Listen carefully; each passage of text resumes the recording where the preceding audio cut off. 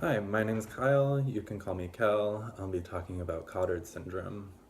Now, cotard syndrome is described by Gerans as a rationalization of a feeling of disembodiment based on global suppression of affect resulting from extreme depression. So, cotard syndrome is often characterized by people having experiences that they're dead, deceased, or decaying. Um, More severe cases have hallucinations involved in that, and it's predominantly associated with really severe or psychotic depression. Um, Now, there are some similarities or some like comparisons between cottars and capgrass. So we're going to talk about that a little bit. Now, capgrass is described as derealizing, so um, basically like a detachment from realization, basically like realizing who someone is. Whereas Cotard's is depersonalizing, so this detachment from like who we are and like the experiences that we have. Another difference is that Capgras is neuroanatomically speaking, Capgras is associated with this disconnect between facial recognition parts of the cortex and the limbic system, so that we don't have emotional responses to faces that we recognize, um, leading us to think that the person that we're seeing is an imposter.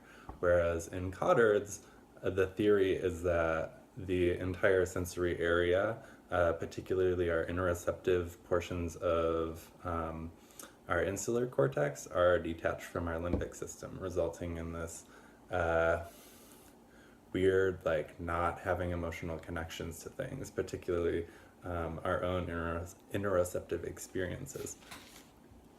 Um, so I found this case study of Cotard's, which was really um, provided a really great timeline. So the 65-year-old woman was admitted, and 6 months prior to her admittance, she had progressive memory problems and low mood and lethargy and depression. 2 months before her admission, she was experiencing hopelessness, feelings of worthlessness, suicidal ideation towards her family, um, and began believing she had a cancer, that her brain was rotting, and that she was going to transmit it to her family. 2 months before, leading up to, she was convinced she was dead, and then 15 days beforehand, she had severe reduction in speech. So upon her admittance, she was very low eye contact, severe depression, and an MRI showed atrophy of the frontotemporal region. Um, so like this lower frontal part of the brain, basically, which is really pretty close to like where the insular cortex is. Um,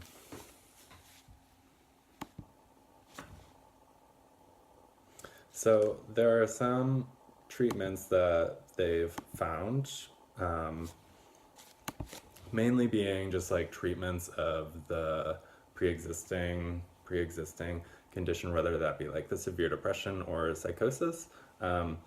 Other like combinations of SSRIs and antidepressants and antipsychotics lower the hallucinations that people experience, um, and minimize that.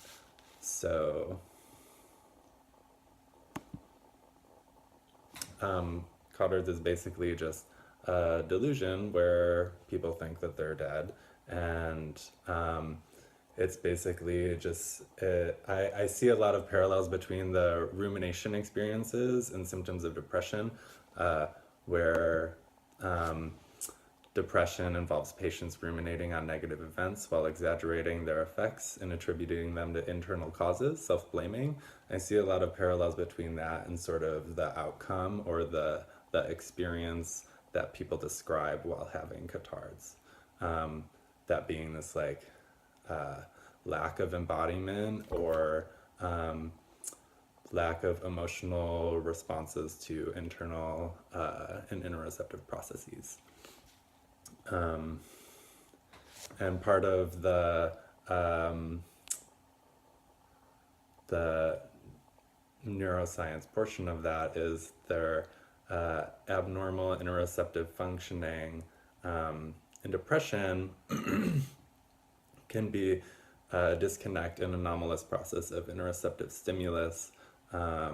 It can result in abnormal handling of emotions in the limbic system and disruption in belief evaluation and error correction, accompanied by depression and nihilism, resulting in contorted perspectives, i.e., cotard syndrome, i.e., I'm dead and dying, or decaying, or I have this weird cancer that I'm giving to my family. Point being, it doesn't sound exciting, and